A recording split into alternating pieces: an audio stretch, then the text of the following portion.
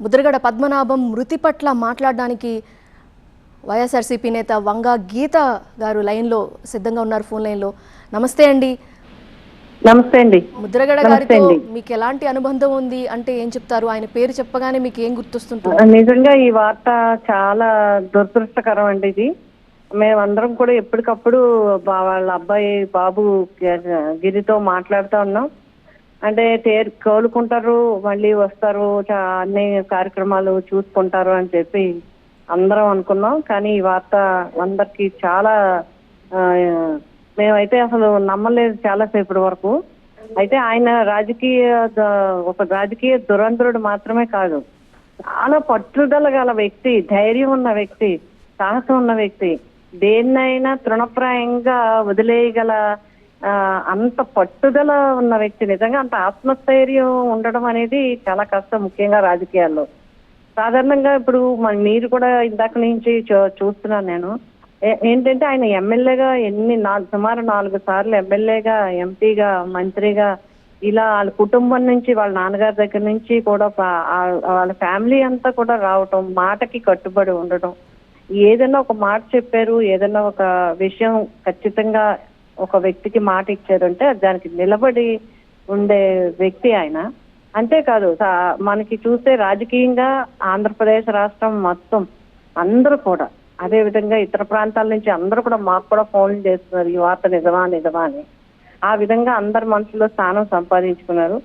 సాధారణంగా ఆయన కులాలకు అతీతంగా, మతాలకు అతీతంగా అందరి అభిమానం పొందిన వ్యక్తి, రాజకీయంగా అందరి ముఖ్యమంత్రుల యొక్క ప్రశంసలు పొందిన వ్యక్తి. అంతేకాకుండా ముఖ్యంగా తీరని లోటు ఎవరికంటే కాపు కులానికి, కాపు జాతికి చాలా లోటు.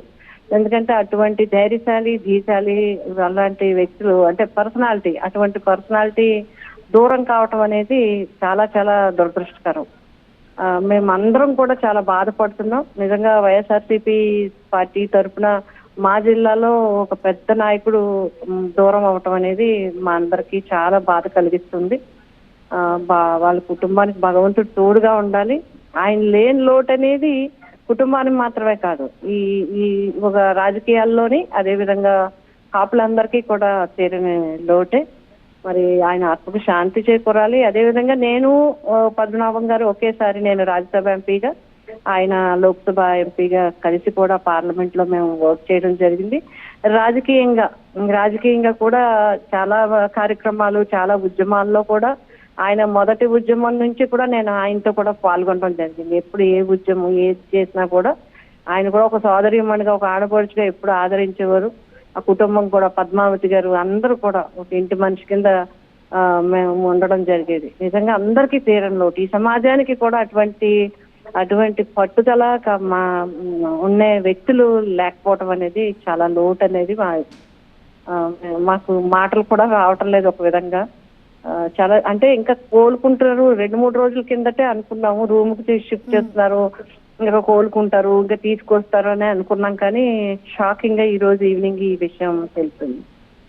మీరు ఉద్యమకాలం నుంచి కూడా, మొదటి నుంచి ఫ్రమ్ ద బిగినింగ్ కలిసి పనిచేశానన్నారు కాబట్టి, ఆయన ఎలా మాట్లాడుతుండేవాళ్ళు ఉద్యమాన్ని ముందుకు తీసుకువెళ్ళడం విషయంలో కానీ, లేదంటే అందరిలో ధైర్యం నింపే విషయంలో కానీ? అంటే ఆయన వ్యవహార శైలి లేకుంటే ఏదైనా ఒక నిర్ణయం, మనం ఇలా చెయ్యాలి, మనం ఇలా ముందుకు వెళ్ళాలి, అందరూ వచ్చి పద్మనాభం గారు మీరు ముందు ఉండాలి ఈ విషయంలో, ఇదిగో ఈ రకంగా అన్యాయం జరుగుతుంది, లేకపోతే ఈ రకంగా లోటు జరుగుతుంది అని అన్నప్పుడు వెంటనే స్పందించి దాని మీద విషయాలు తెలుసుకొని వెంటనే ఈ రకంగా ఒక కార్యాచరణ ఈ రకంగా చెయ్యాలని ఇచ్చారంటే ఇంక దానికి డీవియేట్ అయ్యే ప్రసక్తే ఉండేది కదా ఆయనతో. ఖచ్చితంగా మేము రైల్వేస్ గురించి, రైల్వే స్టాపుల గురించి కానీ, లేకపోతే రైల్వేకి సంబంధించిన విషయాలు కానీ మేమంతా కూడా పాల్గొనడం జరిగింది. అలాగే కొన్ని విషయాల్లో, కొన్ని ఉద్యమాల్లో, కొన్ని కార్యక్రమాల్లో కాపు సంఘం అంటే మేము ఇంచుమించుగా చాలా సంవత్సరాల నుంచి రాజకీయాల్లో ఉన్నాం కాబట్టి ఆయనలో గొప్పతనం ఏంటంటే పట్టుదల, వెనుతిరగని పట్టుదల. మాట అంటే ఇంకా మాటే. దాని పదవి అనేది కూడా తృణప్రాయంగా చూసిన వ్యక్తి. ఎప్పుడైతే మంత్రి పదవి తీసుకున్నారో అప్పుడే రాజీనామా పేపర్ కూడా ఆ పాకెట్ లో ఉండి తిరిగేవారని అందరూ కూడా చెప్పేవారు.